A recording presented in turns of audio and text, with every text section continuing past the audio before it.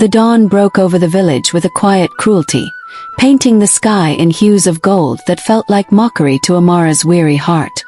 Her hands, dark and calloused from years of grinding herbs, trembled as she tied her head wrap, the vibrant cloth a faint echo of the pride she once carried. She was a healer, born of a long line of women who spoke to the earth and drew life from its roots. In the sprawling palace of the great empire, her remedies had saved countless lives. Nobles, servants, even the occasional soldier who whispered thanks through fevered lips. But today, as she stepped into the palace courtyard, her basket heavy with dried sage and bitterroot, a shadow loomed over her spirit. The head physician, a man with eyes like chipped jade, awaited her. His voice was cold, slicing through the morning air. "Your kind doesn't belong here," he spat. His words laced with venom she'd grown used to but never numb to. "Take your weeds and go." Her basket slipped from her hands, herbs scattering across the cobblestones like shattered dreams. Nobles passing by sneered, their silk robes brushing past her as if she were invisible. She knelt, gathering the spilled leaves, her fingers shaking not from fear but from the weight of humiliation. Fired. Cast out. The palace gates closed behind her with a finality that echoed in her chest. The path home wound through hills dusted with mist, each step heavier than the last. Rain began to fall, soft at first, then relentless, soaking her head wrap and plastering her dress to her skin. She clutched her basket, now half empty, as if it could hold the pieces of her life together. The village came into view, its thatched roofs glistening under the downpour, but her small hut felt like a stranger's. She pushed open the door, expecting the familiar scent of her husband's cooking, the warmth of his quiet presence. Instead, silence greeted her. A single sheet of paper lay on the table, its edges curling in the damp air. "I'm gone. Don't look for me." The words blurred as tears welled in her eyes. She sank to the floor, the note crumpling in her fist. Her husband, the man she'd loved through lean harvests and whispered promises, had abandoned her. The hut, once filled with their laughter, now felt like a tomb. Her chest tightened, each breath a struggle against the grief clawing at her. She was alone, truly, utterly alone. The world had stripped her bare. Her job, her love, her purpose. What was left? Her gaze drifted to the small dagger on the shelf, its blade glinting faintly in the dim light. The cliffs beyond the village called to her, their jagged edges promising release. The river below, cold and swift, could wash away her pain forever. She stumbled out into the storm, the dagger clutched in her hand, her bare feet sinking into the mud. The cliffs loomed ahead, shrouded in mist, the roar of the river growing louder with each step. She stood at the edge, the wind whipping her dress, her heart pounding as she raised the blade. One cut, one leap, and it would all be over. But as she closed her eyes, a shout tore through the night. Sharp, desperate, not her own. Her breath caught. She lowered the dagger, her gaze darting to the forest below. Figures moved in the shadows, cloaked in black, their swords catching the moonlight. They pursued a lone man, his silhouette lithe and graceful despite the limp in his step. He wore a torn silk robe, its deep crimson stained darker at the shoulder, and a scarf concealed half his face, leaving only his eyes visible, wild, determined, yet flickering with pain. He darted toward the cliff's edge, the armed men closing in. An archer raised his bow, the arrow slicing through the air with a sickening whistle. It struck the man's back, and he staggered, his body pitching forward. For a moment, he hung at the precipice, his scarf fluttering like a broken wing. Then he fell, plummeting into the churning river below. Amara's heart seized. She pressed herself against a tree, her breath shallow, the dagger forgotten in her hand. The armed men scanned the cliff, their voices low and guttural, before vanishing into the forest. Silence returned, broken only by the river's relentless roar. She should run. She should flee, hide, forget what she'd seen. But her feet moved forward, drawn by a force she couldn't name. She scrambled down the rocky path, thorns tearing at her dress, her pulse hammering in her ears. At the riverbank she found him, half submerged, his body limp, blood swirling in the water like crimson smoke. He was young, no older than her. His scarf now loose, revealing a strong jaw and lips parted in a faint, struggling breath. His robe, though torn, was finely embroidered, its threads catching the moonlight. Who was he? A noble? A fugitive? She didn't know, didn't care. Her healer's instincts surged, drowning out her fear. She dropped the dagger and knelt beside him, her hands steady despite the chaos in her heart. His pulse was faint, a fragile thread beneath her fingers. She tore strips from her dress, binding his wounds, the arrow still lodged in his back. With strength she didn't know she had, she dragged him from the water, his weight heavy against her trembling frame.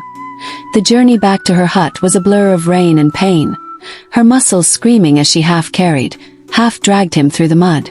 Inside, she laid him on her mat, lighting a candle that cast flickering shadows across his still form. She worked through the night, her hands moving with the precision of years spent healing. She eased the arrow free, wincing at the fresh blood it drew, then cleaned the wound with water boiled over her small fire. She ground herbs, yarrow to staunch the bleeding, feverfew to ease his pain, mixing them into a poultice with trembling fingers. Her ancestors' prayers fell from her lips, soft and rhythmic, a plea for his life, and perhaps her own hours passed, the storm raging outside. She sat beside him, exhaustion pulling at her limbs, her eyes burning with unshed tears. Why had she saved him? She, who moments ago had sought her own end, now fought for a stranger's life. Perhaps it was defiance, against the palace, her husband, the world that had cast her aside. Or perhaps it was hope, faint and stubborn, whispering that she was still needed to dawn. His eyes opened, dark, unfocused, searching the dim hut. "Who am I?" His voice was hoarse, barely a whisper, each word laced with confusion. He clutched his head, his fingers tangling in his damp hair. He remembered nothing, not his name, not the men who hunted him, not the life he'd left behind. Amara watched him, her heart twisting. He was a mystery, a man marked by danger, yet in his gaze she saw no threat, only vulnerability. "I'm Amara," she said, her voice soft but steady. "You're safe now." The words felt like a vow, binding her to this stranger whose life she'd pulled from the river's grasp. She didn't know who he was, why those men wanted him dead, or what secrets lay hidden in his lost memories. But as she handed him a clay cup of herbal tea, their fingers brushing in the candlelight, a spark of something new stirred within her. A fragile hope that their paths were entwined for a reason. Little did she know, the man she'd saved was no ordinary fugitive. He was the crown prince, the heir to the great empire, his face unseen by all but a chosen few. And in saving him, Amara had set in motion a destiny that would shake the foundations of the throne itself. What secrets did this man carry? What dangers would follow them into the dawn? Their story was only beginning, and the empire was watching. The road stretched endlessly before Amara, a ribbon of dust winding through valleys where the sun burned fierce and unforgiving. Her sandals slapped against the earth, each step a quiet rebellion against the life she'd left behind. Beside her walked the stranger she'd pulled from the river's jaws, his crimson robe now traded for a simple tunic, his face still half hidden by a scarf. He called himself Kale, a name they'd chosen together when his memories refused to return. His silence was heavy, his gaze often lost in the horizon, as if searching for a past that slipped through his fingers like sand. Amara carried her basket of herbs lighter now, but her heart was heavier still, torn between the pain of her husband's betrayal and the fragile hope kindled by this man who owed her his life. They fled the village at dawn, the whispers of armed men lingering in the shadows. Amara knew staying meant danger, not just for Kale but for herself. She'd heard tales of a neighboring kingdom, a land of jade palaces and bustling markets, where a healer's skill could earn a new beginning. The journey was grueling. Days of hunger, nights of fitful sleep beneath starlit skies, their only solace in shared stories.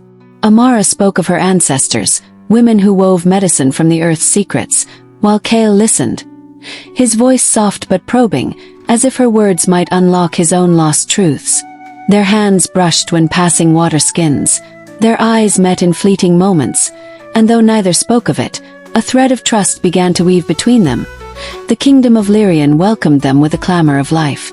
Its streets teemed with merchants hawking silk and spices, their voices rising above the clink of coins. Amara's dark skin drew curious glances, her braided hair and beaded bracelets foreign in this land of flowing robes and lacquered hairpins. Yet her skills as a herbalist spread swiftly. When she cured a merchant's fever with a poultice of crushed mint and ginger, word reached the imperial palace. The old physician had died suddenly, leaving the court in need of a healer. Amara was summoned, her heart pounding as she stepped through gates of carved jade, Kale trailing behind, insisting on carrying her basket despite his still healing wound. The palace was a world of opulence and whispers, its halls lined with tapestries depicting dragons and phoenixes. Amara's hands worked miracles, balms for the empress's headaches, tonics for the guards' wounds. Her confidence grew, her grief softening in the rhythm of her work. Kale found a place at her side, grinding herbs, fetching water. His quiet strength a balm to her weary soul. They lived in a small room above the apothecary, their days filled with purpose, their nights with stolen glances. One evening, as they sat beneath a lantern's glow, Kale traced the scars on her hands, his touch gentle. "You saved me," he murmured, his eyes searching hers. "Why?" Amara's breath caught. "Because I needed to save myself," she whispered. Their lips met, tentative at first, then fierce, a promise forged in shared survival. Love bloomed like a rare flower, fragile yet defiant. Amara's laughter returned, her heart no longer a barren field. Kale's memories remained elusive, but he spoke of dreams, flashes of a throne, a crown, a life he couldn't grasp. She dismissed them as fevered echoes, focusing instead on their present. Her joy deepened when she realized she carried his child, her hand resting on her still flat belly as she whispered prayers of thanks. They dreamed of a future, a home, a family, a life untouched by the shadows of their pasts. But fate, like the river that nearly claimed Kale, was never kind for long. One morning, Amara rushed to the palace, her mind scattered by a noble's urgent summons. In her haste, she forgot her journal, a leather-bound book filled with her herbal recipes and sketches of Kale's sleeping form. She begged him to bring it, her voice light, unaware of the storm she'd unleashed. Kale entered the palace gates, the journal tucked under his arm, his scarf loose in the midday heat. The guards froze, their eyes widening before they dropped to their knees, heads bowed. "Your Majesty," they intoned, their voices trembling. Kale halted, confusion etching his features. "You're mistaken," he said, but the words faltered as more guards knelt, their swords clattering to the stone. The courtyard fell silent, the air thick with reverence and fear. Amara, summoned from the apothecary, emerged to find Kale surrounded, his scarf now fallen, revealing a face that stirred whispers among the nobles. She pushed through the crowd, her heart racing, only to see him led toward the throne room. The king awaited, his presence commanding, his eyes narrowing as they fell on Kale. "You've returned," he said, his voice a blade wrapped in silk. "The lost prince of the great empire." Amara's breath stopped. Prince. Empire. Her mind reeled, the journal slipping from her hands. Kale's gaze met hers, wide with shock, but before he could speak, the king's advisors swarmed, their voices a cacophony of accusations and awe, the truth unraveled like a torn tapestry. Kale was no ordinary man but the crown prince of the great empire, his face hidden from the world to protect him from assassins. His fall from the cliff, the arrow in his back, was no accident but a betrayal by those who sought the throne. His memories, locked away by trauma, had kept him from his destiny, until now. Amara stood frozen, her love for Kale warring with the weight of his title. He reached for her, his voice breaking. "Amara, I didn't know." But the king's guards pulled him away, their hands firm, their eyes avoiding hers. Chaos erupted before answers could form. Horns blared, signaling an attack on the palace. Shadows moved in the dusk, rebels from the great empire storming the gates. their blades glinting with intent. Amara was shoved aside as guards rallied. Kale dragged toward safety. She fought through the panic, her only thought to find him. In the fray, she saw him cornered, a rebel's sword raised high. Blood sprayed, Kale's cry piercing the night as he fell. Amara's scream tore free, her hands clawing through the crowd. She reached him, his body crumpled, his tunic soaked crimson. Her healer's instincts surged. She pressed her hands to his wound, whispering prayers, her tears falling like rain. The rebels retreated, driven back by the king's forces, but Kale's life hung by a thread. Amara worked through the night, her hands steady despite her breaking heart, stitching his wounds, forcing herbal brews past his lips. He stirred at dawn, his eyes finding hers, filled with pain and something deeper. Love unshaken by the truths between them. "Stay with me," he whispered, his hand weak in hers. She nodded, her voice lost, her heart tethered to his. But the palace was no longer safe. Whispers of Kale's return had reached the great empire, where a false emperor sat on the throne. He had to flee to reclaim what was his or die trying. As he was spirited away under cover of night, Amara remained, her hands cradling her belly, her heart torn. Who was the man she loved? Kale, or a prince she never knew? And what would become of their child, caught in the shadow of an empire's wrath? The dawn broke cold, the palace silent but for the echoes of battle. Amara stood alone, her journal at her feet, its pages fluttering in the wind. Their love had survived the river, the arrow, the throne, but could it survive the truth? The empire was calling, and destiny waited for no one. The air in Lyrian's palace hung heavy with the scent of ash and blood, the echoes of the rebel attack lingering like a bruise on the dawn. Amara stood alone in the apothecary, her hands stained with the herbs she'd used to save Kale. Her Kale, the man who was no longer just a stranger but the crown prince of the great empire. Her heart thrummed with a tangle of love and dread, her fingers resting on her belly where their child grew, a fragile secret in a world unraveling. Kale had vanished into the night, spirited away to reclaim a throne she could scarcely comprehend. She'd watched him go, his eyes holding hers until the shadows swallowed him, a promise unspoken but unbroken. Now silence was her only companion, and the journal at her feet, its pages filled with sketches of his sleeping form, felt like a relic of a life already slipping away. Days bled into weeks, each one heavier than the last. Amara worked in the palace, her hands steady as she brewed tonics and bound wounds, but her spirit was adrift. Whispers swirled among the nobles. The great empire was in chaos, a false emperor clinging to a stolen throne while the true heir fought to return. She heard Kale's name in hushed tones, spoken with awe or fear, but never with the warmth she knew in his touch. Her dreams were haunted by his face, half hidden then bare, his eyes pleading for her to understand. She clung to the hope that he lived, that the empire hadn't claimed him as it had so many others. Her child, their child, was her anchor, a spark of light in the gathering dark. One morning, as she ground herbs under a gray sky, hoofbeats shattered the quiet. Armed men stormed the apothecary, their armor bearing the crest of the great empire. A dragon coiled around a jade scepter. Their leader, a grizzled man with eyes like flint, seized her arm. "You're coming with us," he growled, his grip unyielding. Amara's heart lurched, fear clawing at her throat. Had Kale been caught? Was this punishment for harboring him? She clutched her basket, her voice steady despite the panic. "Why? What have I done?" The man's gaze softened, just for a moment.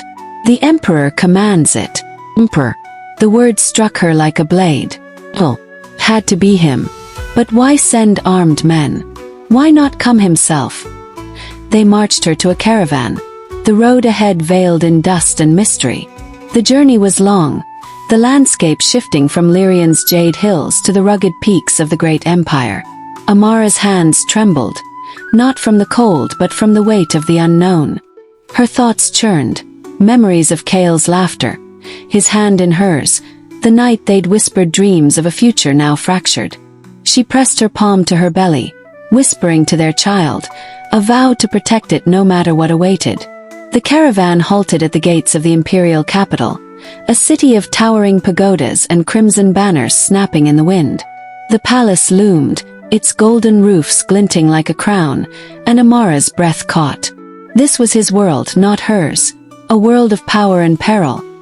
The guards led her through marble halls, past courtiers who stared at her dark skin and braided hair with a mix of curiosity and disdain. Her heart pounded as they approached the throne room, its doors carved with dragons that seemed to watch her every step. The guards parted, and there he was, Kale, seated on a throne of black jade, a crown resting heavy on his brow. His robe was resplendent, embroidered with gold, but his eyes were the same, dark and searching, locking onto hers with a force that stopped her breath.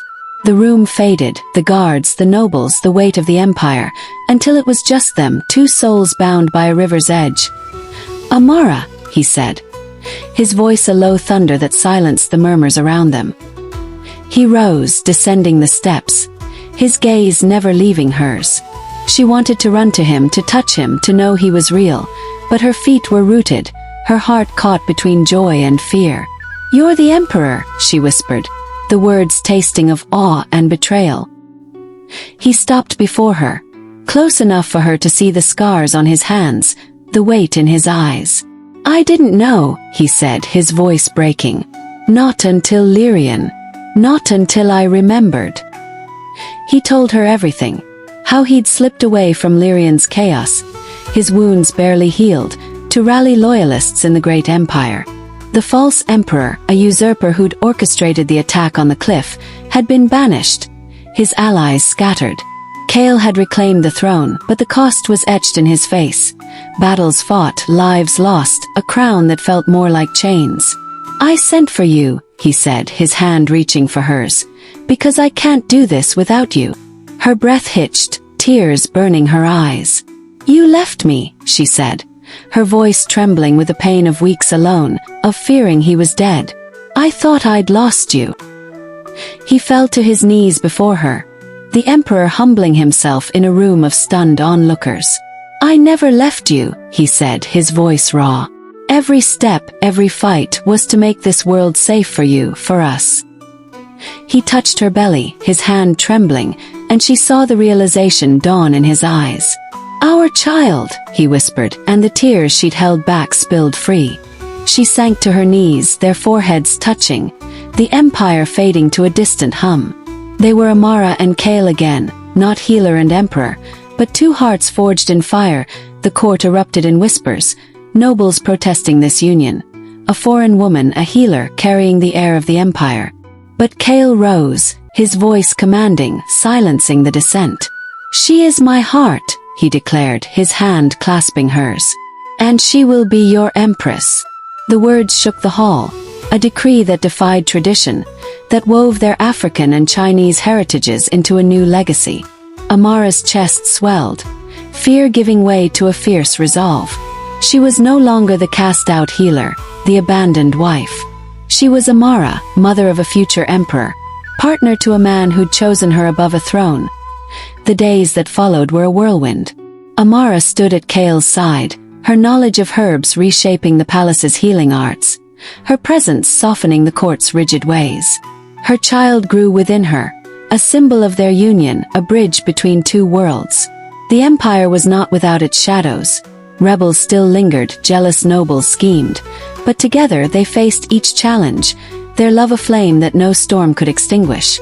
On the day their son was born, the palace rang with celebration, drums and flutes blending in a harmony of African and Chinese song. Amara held her child, his tiny hand curling around hers, and Kale's arm encircled them both. His crown set aside for a moment of pure joy, the empire watched, and the world changed. Amara, the dark-skinned girl who'd once stood at a cliff's edge, had saved a man, a prince, an emperor, and in doing so had saved herself.